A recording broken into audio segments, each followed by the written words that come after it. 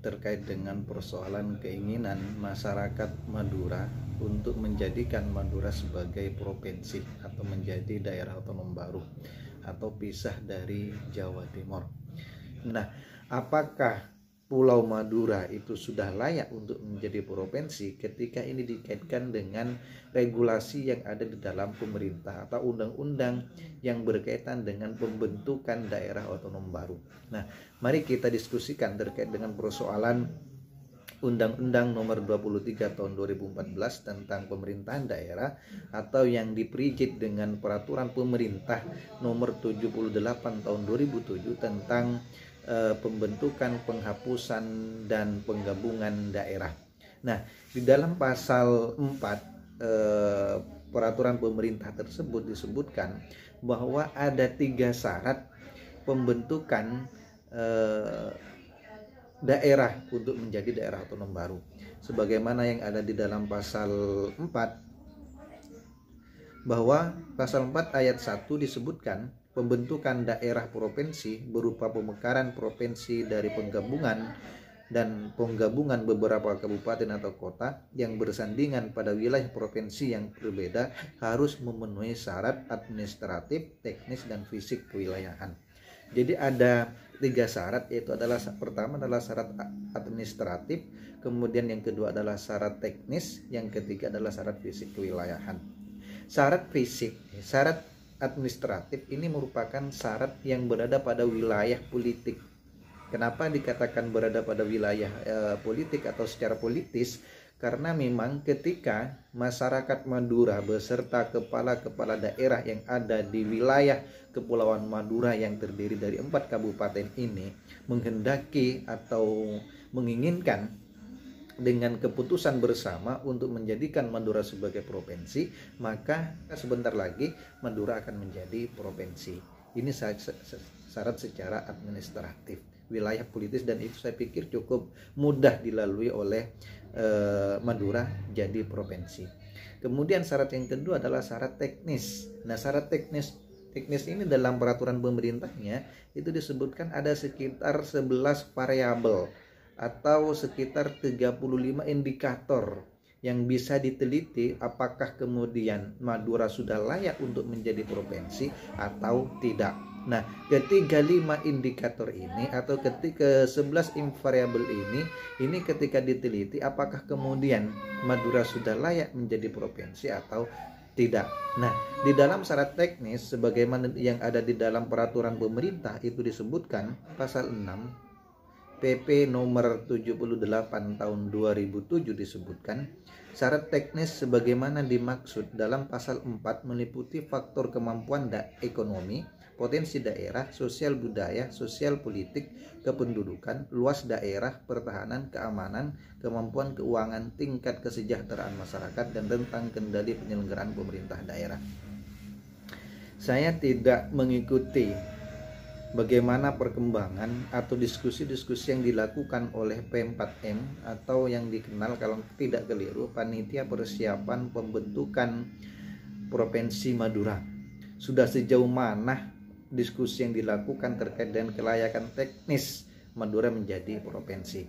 Karena sekarang yang berkembang adalah untuk menjadikan Madura sebagai provinsi itu kan dalam persyaratan perundang-undangan tinggal 1 kabupaten atau kota untuk menjadikan Madura sebagai provinsi. Nah, kemudian yang menjadi diskusi juga di media yang saya lihat itu terkait dengan pemekaran wilayah kabupaten yang ada di Pulau Madura. Siapakah kemudian kabupaten manakah yang kemudian yang paling layak untuk dimekarkan? Ada yang sudah santer hari ini adalah tentang Kabupaten Pamekasan yang ingin dimekarkan, atau juga ada isu juga bahwa di Bangkalan juga yang akan dimekarkan, dan bahkan ada juga dulu isu bahwa Sumeneb yang paling layak untuk dimekarkan. Nah, ini yang penting untuk kita diskusikan. Karena kalau berbicara terkait dengan persoalan teknis, syarat teknis itu paling tidak kan seperti yang saya sebutkan tadi, paling tidak ada 35 indikator atau ada 11 variabel yang harus diteliti, termasuk salah satunya yang ada di dalam pasal 6 yang saya sebutkan tadi.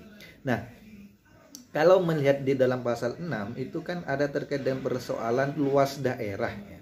Nah, kalau kita berbicara salah satu indikator yang harus ditelaah atau dikaji terkait dengan pemekaran sebuah wilayah untuk memenuhi syarat Madura menjadi provinsi, maka salah satunya ada kajian terkait dengan luas daerah. Kalau berbicara masalah luas daerah yang ada di 4 kabupaten yang ada di wilayah Pulau Madura, maka saya bisa mengatakan yang paling layak untuk dimekarkan itu adalah Sumeneb. Kenapa paling layak itu adalah Kabupaten Sumeneb? Karena melihat luas wilayah Kabupaten Sumeneb itu paling besar, paling luas daripada 4 atau 3 kabupaten yang lain.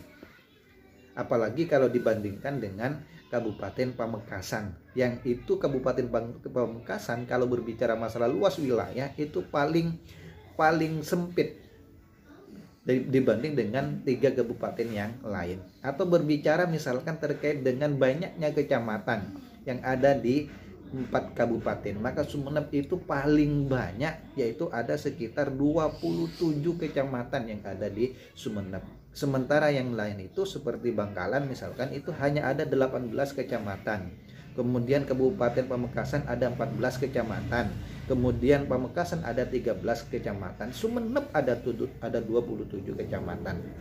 Nah, kemudian kalau berbicara masalah terkait dengan banyaknya desa yang ada di 4 kabupaten ini, Sumeneb juga paling banyak desanya.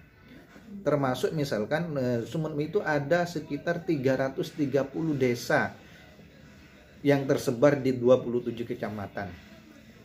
Kemudian kalau Bangkalan itu ada 273 desa, 8 kelurahan. Yang Pamekasan Sampang itu ada 180 desa, 6 kelurahan. Sementara Pamekasan itu hanya ada sekitar 178, 11 kelurahan.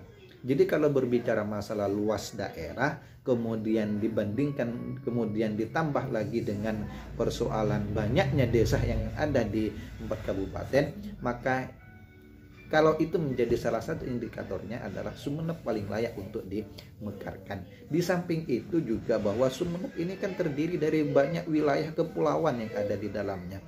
Ada banyak wilayah kepulauan yang ada di Sumeneb, terdiri dari 9 kecamatan yang ada di kepulauan.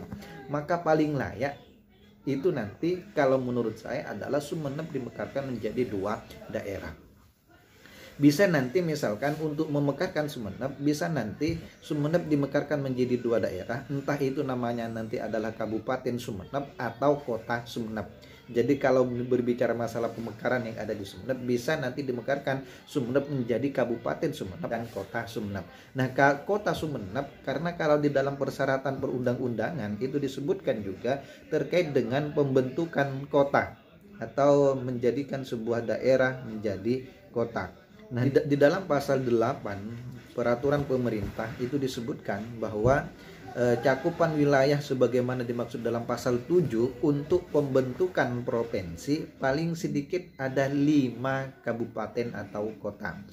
Pembentukan kabupaten paling sedikit 5 kecamatan dan pembentukan kota paling sedikit 4 kecamatan. Nah, kalau Sumeneb mau dimekarkan menjadi 2, yaitu Kabupaten Sumeneb dan Kota Sumeneb, maka Sumeneb sudah layak untuk dimekarkan. Atau yang kedua, bisa jadi nanti Sumeneb menjadi Kabupaten Sumeneb dan Kabupaten Kepulauan Sumeneb. Jadi ada 2 nanti, ada Kabupaten Sumeneb dan ada Kabupaten Kepulauan Sumeneb. Kalau Kabupaten Sumeneb itu sebagaimana yang sudah ada sekarang, dan sementara nanti yang bisa dijadikan sebagai Kabupaten Kepulauan Sumeneb bisa nanti 9 kecamatan yang ada di Kepulauan Sumeneb. Karena ada 9 kecamatan yang ada di Kepulauan Sumeneb. Itu yang bisa dilakukan untuk memekarkan Sumeneb. Kemudian yang ketiga bisa nanti adalah memekarkan Kangian atau Kepulauan Kangian yang hari ini terdiri dari 3 kecamatan. Karena letak geografis antara Kabupaten Sumeneb sebagai pusat pemerintahan dengan Kepulauan Kangen itu cukup jauh sekali. Nah, bisa nanti Kepulauan Kangen itu bisa dimekarkan menjadi Kabupaten Kepulauan Kangen. Walaupun ini agak susah dan agak berat untuk dilalui karena masih ada beberapa persyaratan yang harus terpenuhi untuk menjadikan Kepulauan Kangen menjadi kabupaten. Yang paling masuk akal yang paling realistis untuk dijadikan untuk dimekarkan di Sumeneb itu adalah menjadikan Sumeneb Kabupaten Sumeneb dan Kota Sumeneb, atau Kabupaten Sumeneb dan Kabupaten Kepulauan Sumeneb. Itu yang paling realistis untuk bisa dilakukan. Nah, cuman apakah kemudian nanti terkait dengan persoalan pemekaran wilayah Sumeneb atau wilayah kabupaten yang ada di Pulau Madura ini adalah harus bersamaan pengajuannya, pemekaran pengajuannya di pemerintah atau tidak? Karena juga kurang mengerti terkait dengan persoalan syarat di dalam perundang-undangan atau peraturan pemerintah terkait dengan pembentukan sebuah daerah otonom baru. Karena Madura hari ini itu kan ada 4 kabupaten. 4 kabupaten ini tidak memenuhi syarat untuk menjadikan Madura sebagai provinsi, karena kalau dalam syarat fisik kewilayahan itu di dalam pasal 8 yang saya sebutkan tadi, bahwa pembentukan provinsi paling sedikit 5 kabupaten atau kota, sementara di Madura itu baru ada 4 kabupaten. Maka ini tinggal 1 kabupaten atau kota untuk menjadikan Madura sebagai provinsi. Nah, kalau mengacu pada syarat ini, nah, apakah karena Madura itu tinggal 1 kabupaten atau kota untuk menjadikan provinsi, apakah kemudian pengajuan pemekaran dari salah satu daerah itu harus bersamaan dengan pemekaran Madura menjadi provinsi atau tidak? Itu yang saya tidak dimengerti. Ya, kalau pengajuannya bersamaan dengan pengajuan pemekaran kabupaten yang ada di wilayah Pulau Madura, maka tidak lama akan kita menunggu Madura menjadi provinsi ketika sudah moratorium ini dicabut oleh pemerintah. Karena hari ini masih moratoriumnya. Nah, kemudian karena di dalam pasal 3 itu di peraturan pemerintah nomor 78 tahun 2007 itu disebutkan pasal 3, daerah yang dibentuk sebagaimana dimaksud dalam pasal 2 ayat 3 huruf A dan ayat 4 huruf A dapat dimekarkan setelah mencapai batas minimal usia penyelenggaraan pemerintahan 10 tahun bagi provinsi dan 7 tahun bagi kabupaten dan kota. Nah, kalau menunggu harus satu-satu dulu, atau misalkan harus menunggu pemekaran kabupaten dulu atau kota, maka harus menunggu 7 tahun lagi setelah kabupaten itu dimekarkan yang ada di Pulau Madura, baru kemudian nanti berbicara terkait dengan provinsi Madura.